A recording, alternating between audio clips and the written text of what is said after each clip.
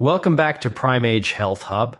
I want you to think for a second about the most common, the most universal piece of health advice given to every single person, especially as we get a little older. It's repeated by doctors, by family, by every wellness article out there. What is it? Just go for a walk. And look, walking is a miracle. It's accessible. It's low impact. It gets you outside. If you're walking regularly, I applaud you. You're doing something fantastic for your body and mind. But today, I need to share something crucial with you, something that's been bubbling in the medical and geriatric fitness world, a conversation I had recently that changed my entire perspective. It came from a top orthopedic surgeon who works exclusively with seniors, and he told me, point blank, with deep concern in his eyes, if we keep telling every single person over 75 that walking is the ultimate answer, we are inadvertently setting so many of them up for a cascade of decline. We are missing the single most important element for true longevity and independence. That stopped me in my tracks. What could be more fundamental, more simple than walking? He laid it out, and it makes heartbreaking, undeniable sense. You see, walking is fantastic for cardiovascular health, for mood, for circulation. But as we pass the age of 75, a silent thief begins to accelerate its work. A thief far more dangerous than many realize. It's not cholesterol or even blood pressure that's the primary predictor of whether you'll be able to get up out of your favorite chair unassisted, whether you'll be able to catch yourself if you slip on a rug, whether you'll be able to lift your own grandchild or carry a bag of groceries from the car. That thief is the loss of muscle mass and strength, a condition called sarcopenia. And here's the brutal truth. Walking alone does very little to stop this thief. In fact, if walking is your only exercise, you might be slowly winning the battle for your heart while decisively losing the war for your muscles, your bones, your balance, and your independence. That surgeon looked at me and said, "We see it all the time. The walkers come in, their hearts are okay, but they're frail. They've become what we call cardio fit, but functionally frail. A strong heart pumping blood to weak muscles. And then one fall, one broken hip, and the spiral begins." So, if the gold standard advice of walking isn't the complete answer for us after 75, what is? What is that surgeon-approved exercise that he says is categorically, non-negotiably better for preserving and even rebuilding the very foundation of a vibrant, independent life? That's exactly what we're diving into today. This isn't about making walking the villain, it's about adding a hero to your routine. A hero that takes just minutes, requires no fancy equipment, and has the proven power to add not just years to your life, but life to your years. So let's talk about this hero. The surgeon didn't hesitate. He said the single most effective, most critical form of exercise for anyone over 75 is progressive resistance training. Now, I know what you might be thinking. Weight training? Lifting weights. That's for young people in gyms, grunting and sweating. And that mental image, that misconception, is probably the biggest barrier standing between millions of seniors and their strongest, most capable future. Let's reframe this completely. Think of it not as weight lifting, but as strength training, or, even better, muscle medicine. You are prescribing a specific dose of resistance to your muscles and bones to tell them one vital message: you are still needed. Do not leave me. The science behind this is rock solid and overwhelming. When you challenge your muscles with resistance, whether that's from dumbbells, resistance bands, your own body weight, or even a couple of soup cans, you create microscopic tears in the muscle fibers. That sounds bad, but it's the essential trigger. Your body then rushes in to repair those tears, and it doesn't just patch them up. It overcompensates. It builds the muscle back slightly stronger and more resilient than before, preparing it for the next challenge. This process directly combats sarcopenia. But the benefits cascade outwards like ripples in a pond. Your bones, sensing the pull of the muscles against them, respond by increasing their density, fighting osteoporosis. Your nervous system wakes up, forging stronger, faster connections between your brain and your muscles. This is what improves your balance and reaction time. It's not magic, it's better wiring. Your joints are stabilized by the newly strengthened muscles around them, often reducing pain from conditions like arthritis. Even your metabolism gets a boost, as muscle is metabolically active tissue, burning more calories at rest. The surgeon emphasized this: a single session of proper strength training does more to stimulate muscle protein synthesis, the actual building of new muscle, than a whole week of walking. We have to shift from a mindset of moving more to a mindset of challenging our strength. He told me about studies where 90-year-olds in nursing homes using leg press machines doubled or even tripled their leg strength in a matter of weeks. People who couldn't get out of a chair without help were suddenly standing up on their own. That's not just fitness, that's freedom. That's reclaiming autonomy. And it doesn't require you to become a bodybuilder. It's about the principle of progressive resistance. Start where you are. The first step might be simply standing up from a chair 10 times, focusing on using your leg power. That's resistance training. The weight you are lifting is your own body.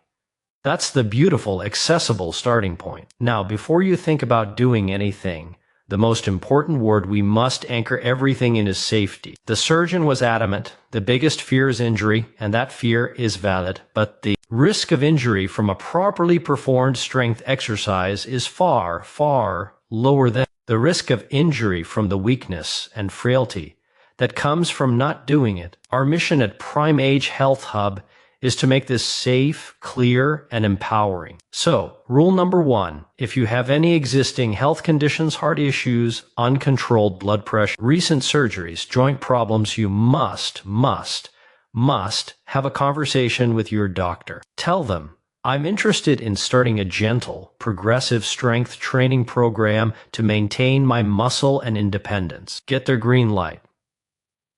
Rule number 2, form is everything. It's not about how much you lift, it's about how well you lift. We are going to prioritize control over speed, precision over weight.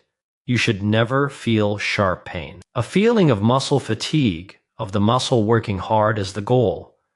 Jerking, swinging, or holding your breath are your enemies. We move slowly, with intention. Inhale to prepare, exhale in the effort like exhaling as you stand up from a chair. Let's also shatter the no pain, no gain myth right now. That is for athletes. For us, the mantra is challenge, not pain. You are challenging your body just a little bit beyond what it finds comfortable. And mindset is key here. This isn't a punishment. It's not about looking a certain way.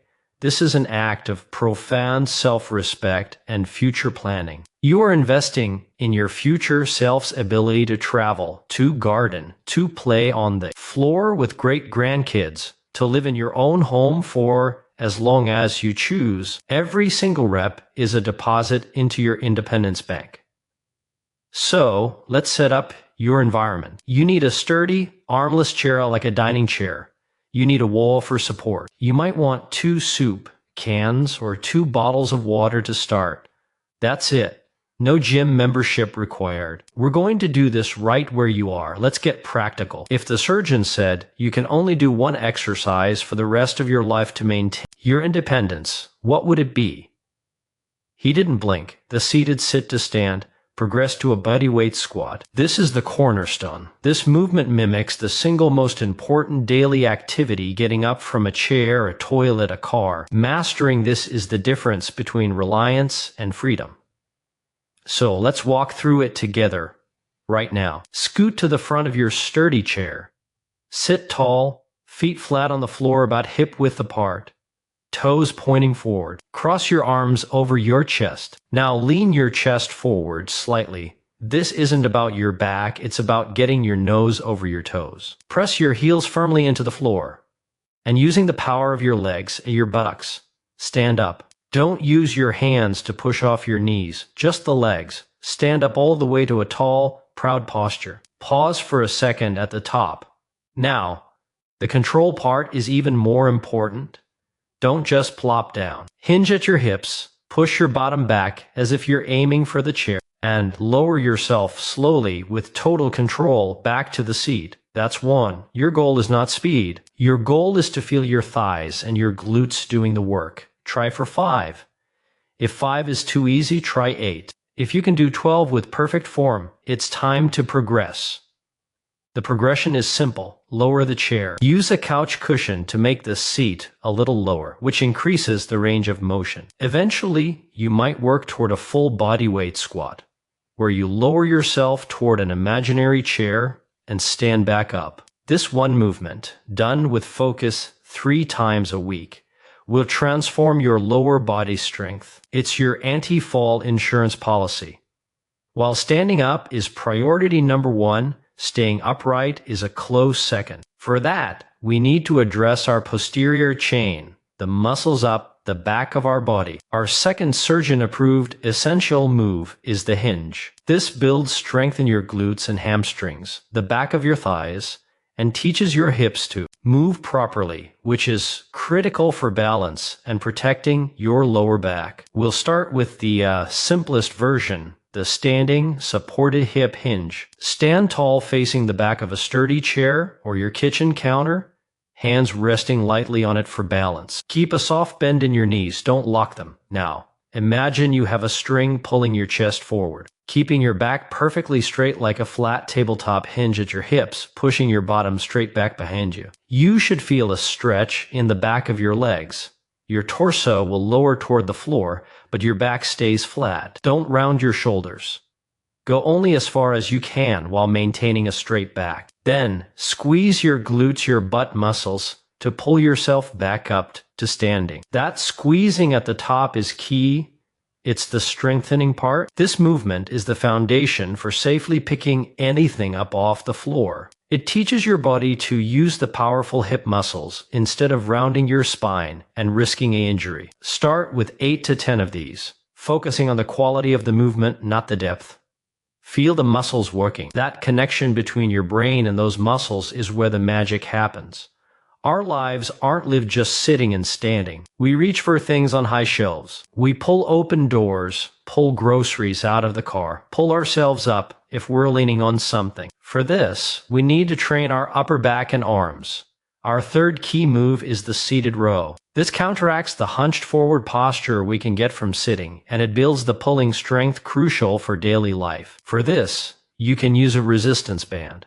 Sit tall on the front of your chair, feet flat. Loop the band around a secure anchor in front of you, a sturdy doorknob, a bedpost, even wrapped around your own feet if needed. Hold an end in each hand, arms extended. Now, pull your shoulder blades down and back. Imagine you're trying to squeeze a pencil between them. Keeping that proud chest, pull the band toward your lower ribs, leading with your elbows. Squeeze your shoulder blades together at the end of the motion. Then with control, extend your arms back out. The movement should be smooth and controlled. If you don't have a band, you can mimic this motion with no equipment, just focusing on squeezing those back muscles. You can also use your soup cans for a simple bent-over row. Hinge forward slightly. Let the weights hang and pull them up toward your chest, squeezing your back. This pulling strength is your guardian against a rounded posture and keeps your shoulder joints healthy and stable. This is Prime Age Health Hub, and we know that exercise is only one half of the equation. You cannot build or even maintain muscle without the proper raw materials. This is where senior nutrition becomes the perfect partner to strength training. The surgeon said it plainly. Without adequate protein, strength training is like trying to build a brick wall without mortar. The intention is there, but the structure will fail. As we age, our bodies become less efficient at using the protein we eat, a condition called anabolic resistance. This means we need more high-quality protein, and we need to space it out strategically throughout the day. The old idea of a big dinner with a small piece of meat isn't enough. Your goal should be to include a source of protein in every meal and snack. Think of it as dosing your muscles throughout the day. What does this look like? Breakfast could be Greek yogurt with berries or scrambled eggs with spinach. Lunch could be a hearty lentil soup or a tuna salad sandwich on whole grain. A mid-afternoon snack could be a handful of almonds or a small cheese stick. Dinner should feature a palm-sized portion of chicken, fish, beans, or tofu alongside your vegetables. And don't fear healthy fats and complex carbs. They provide the energy for your workouts and daily life. Hydration is also non-negotiable. Muscles are about 75% water. Even mild dehydration can lead to weakness, dizziness, and poor performance. Make water your constant companion. A simple tip: have a glass of water with every small meal or snack. Pairing this protein-focused, hydrating approach with your new strength routine is how you create synergy. The exercise provides the build signal, and the nutrition provides the building blocks. It's the ultimate 1-2 punch against frailty. So let's bring this all together. We're not throwing walking out the window. We're creating a new, more powerful routine. Imagine this: 3 days a week, say Monday, Wednesday, Friday you dedicate 15 to 20 minutes to your muscle medicine. You do your seated sit-to stands, your supported hip hinges, and your seated rows. 2 sets of each, maybe 8 to 12 slow, controlled reps. That's it. On the other days you walk. You walk for joy, for your heart, for your mind, in the sunshine. But now, your walk is powered by stronger legs, stabilized by a stronger core, and supported by a body that is being fed the fuel it needs to thrive. You have become someone who is both cardio fit and functionally strong. That is the ultimate goal. That is the path to a prime age. This isn't about adding years of frailty to the end of your life. It's about compressing that period of dependence into the shortest possible time and extending your years of vitality, strength, and joy. The science is clear. The surgeon's advice is urgent. The power is in your hands. So here's your call to action. First, talk to your doctor. Get clearance. Second, this week, just practice the form. Sit in your chair and practice standing up with perfect control 5 times. Do that once a day. Feel that muscle connection. Third, I want you to look at one meal today. Where can you add a little more protein? Maybe an extra egg at breakfast or a scoop of cottage cheese with lunch. Start there. Don't try to overhaul everything at once. This is a marathon of vitality, not a sprint. I believe in you. Your future strong. Independent self believes in you. Outro music fades in gently. Visuals of you smiling warmly at the camera. This journey to a stronger, more independent you doesn't have to be walked or lifted alone. We are a community here at Prime Age Health Hub. So, if this resonated with you, if it sparked that feeling of yes, I can do this, then do 3 things for me. First, hit that subscribe button and ring the notification bell, because every week we break down topics just like this, making senior health clear, actionable, and empowering. Second, give this video a thumbs up. It helps this vital message reach more amazing people like you. And third, and most importantly, go down to the comments and tell me I'm starting. Or ask me your question. Or tell me what your first strength move will be. Our community is here to support each other. Remember, it's never too late to build a stronger tomorrow. Thanks for watching, and I'll see you in the next video.